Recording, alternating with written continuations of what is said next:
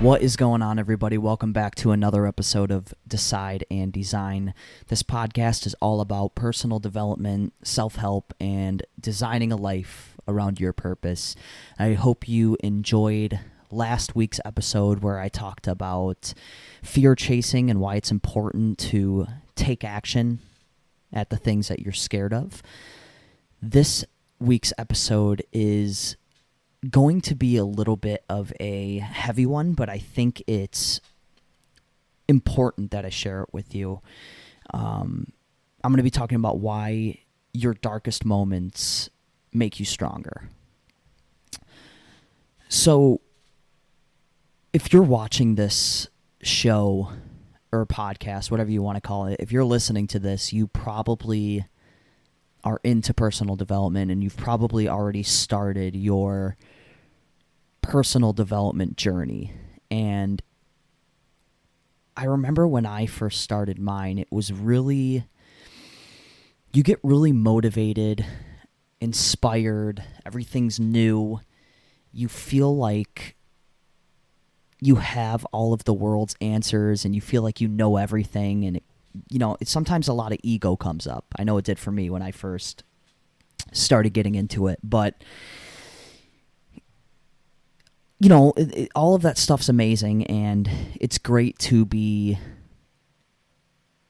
excited and in it. And, it's one of the most important things that I think humans can discover is the journey of personal development and becoming the best version of yourself. But there's going to be a point in time when, in order for you to keep growing, you're going to have to face the deepest, darkest, scariest moments in your life. And I want to keep things, I don't want to sugarcoat things on this podcast. I want to keep things real. And this is something that I have been dealing with the last couple of weeks. It's a different animal. When you start facing the darkest parts of you, it's very humbling and it's a really hard thing to get through. So I want to tell a little story. So basically, I started going to therapy. Shout out to Bianca Thomas and the Y Power podcast. She's amazing. She's been changing my life and helping me out a lot lately. But basically, yeah, I've been going to therapy with her, and going into it, I knew it was going to be valuable, and I knew that I've been needing to go to therapy for a while now and really start facing some of the past trauma that I have. But I didn't know that it was going to be this heavy. So basically, during our sessions, she's been just kind of like asking me questions, and we've been talking about my life a little bit, and a lot of things have been coming up that I did not know were still inside of me. One being, I had like a friend that passed away, and I thought, this was a couple years back, and I thought that I was completely, I don't want to say over it because that just sounds like I don't care, but I thought I was done with those emotions. I thought I had let it all out, and I was completely wrong. A lot of these emotions that have been coming up has been through talking about my friend and thinking about him, and it's been a very, very heavy last couple of weeks, and I'm going to come back to that. But when we start to face this really dark, deep trauma in our life, when we start to really sit and be with this emotional trauma, we go into a fight, flight, or freeze mode. we do one of them. So some people are motivated by pain. So like when something like this happens and they're dealing with like a lot of trauma, they fight. They try even harder and they keep moving forward, and it's grind time.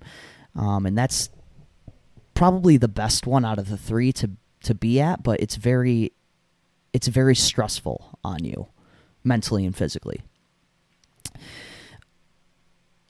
Other people avoid the pain and they go, no, and they just shove it back down inside of them. I did that for many years, and that's why I didn't know that these heavy emotions were still inside of me until I started doing this therapy with Bianca. That's where a lot of people are at, I think. I think a lot of us just avoid the pain from our past, and we try and forget about it, and it comes up later in life, and that's why we have like midlife crisis and all of that jazz. But the third one is what I've been doing recently, and that's freeze. So when these emotions started coming up for me during our sessions, I was getting so overwhelmed. I was crying every single weekend. I was having emotional hangovers every single weekend. And basically, I didn't know how to handle it. And I froze. I stopped taking action. I stopped doing the things that I needed to do for my podcast and my business. I stopped putting in the work that I needed to put in. I didn't know how to handle all of this emotion that was around me. And it really got me thinking. It's like, how do we keep moving forward when we're in this, like, when we feel like the world's just like coming down on top of us and we're dealing with this like crazy emotion weighing down on our shoulders? Like, how do we keep moving forward when that happens to us? And some of the things that I have been learning lately is that, first of all, you have to be patient. You don't have to get rid of all this trauma right in one day. Find out what the next little step is and focus on that. So basically what I've been doing, instead of the last couple days, instead of doing nothing like I was, I have been focusing on like one thing that I can get done in a day. And basically it gives you a little bit of confidence. It makes you feel like you're still moving forward, but you're still being present with, the trauma and the emotion that you have.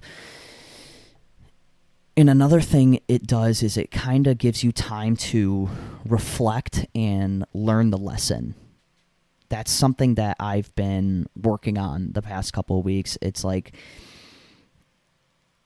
what is this teaching me? How is this the best thing that's happened to me? How can I learn from this? How is this going to help me grow? You really start to reflect on, what's happening and why you're feeling this way and how you can keep moving forward, because this is going to make you stronger on the other side. Another thing is like getting the emotions out of you. When we deal with our past traumas and the deepest parts of ourselves, we push these emotions inside of our body and we don't ever express them. We're told like not to cry and not to be, I guess, like inappropriate and like yell and scream, and we're basically taught not to release our emotions, and it's very damaging because that I think that's the only way to get them out of your body. I think that's part of it. You have to release these emotions that are inside of you. So whether that's punching your pillow and freaking out and screaming, or letting out a really big cry,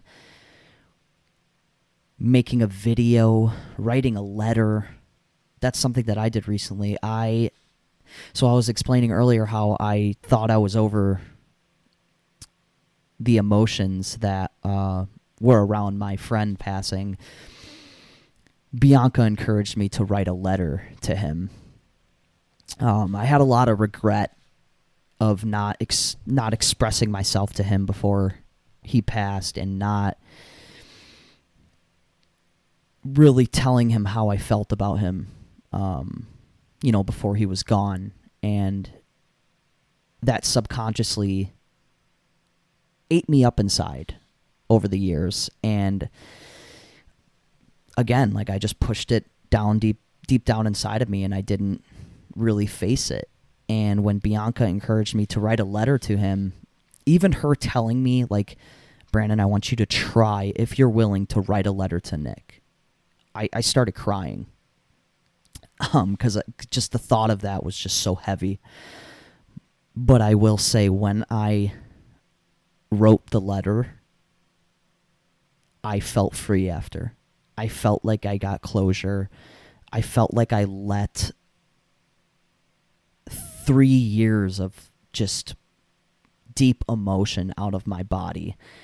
And it was one of the most important things I've done probably in the last decade. It felt so good to face that and to let that out of me. And the last thing I want to say is, and really is the lesson of all of this, is don't be afraid to take a step back in life. When we face this emotional deep trauma in our life, it's going to be heavy on you, and it's okay to take a step back and be with this pain and try and just sit with it and learn from it. And like life is going to come in waves. There's going to be times where you're on cloud 9, and there's going to be times where you feel like the world is crashing down on you. And you just have to know and understand that that's going to pass. That's going to pass. It's going to go, it's going to come back full circle. It's going to come back to greatness, and then you're going to feel good for a while, and then you're going to hit another roadblock. But you have to know and trust that if you just keep moving forward, it's going to get better. Facing the darkest parts of you is going to be the hardest thing that you're ever going to do in your life. But it's very important that you do it, because on the other side of your darkness is the strongest version of you. Most people never face that darkness. And I want to end this off like I always do and say that if any of you need help doing this or need guidance on what to do, please reach out to me. Reach out to my Instagram. It's B_Lowe22. That's LOWE. I know I haven't been saying that in my last couple podcast episodes, but I'm going to try and leave a link in the description too, so you can find me. But I seriously encourage all of you to, if you're listening this and you feel like you need guidance on how to really face the deepest parts of you, please send me a message. I'm very open to helping everybody out, and that's my main goal with this podcast. I just want to help as many people as possible. So I know this was a little bit of a heavy episode, but I'm grateful that I'm able to express this and share my story with you. And with that being said, thank you so much for listening and tuning into my podcast, and I'll talk to you next week. Thank you.